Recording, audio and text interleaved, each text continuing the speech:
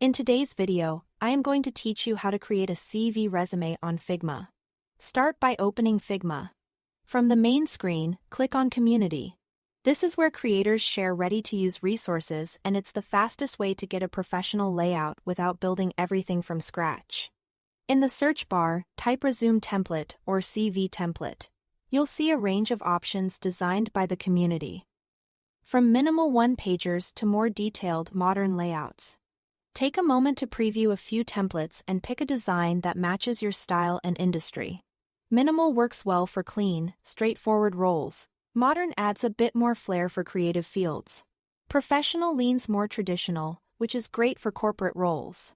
Once you find the look you like, open it in Figma.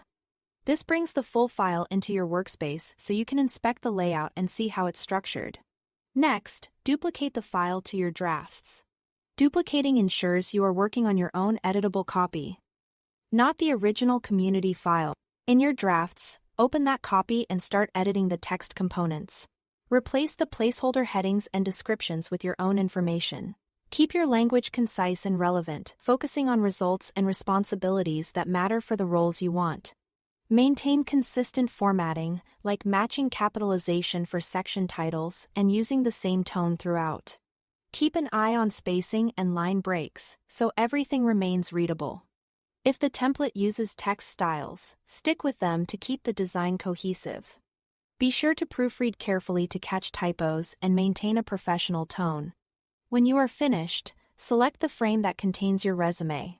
The frame is the boundary of the page that will be exported.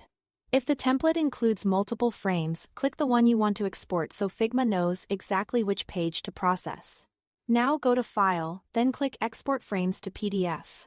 Figma will generate a clean print-ready PDF of the selected frame. This is the format most employers and job portals prefer, because it preserves your layout and fonts across different devices. That's it. Thanks for watching.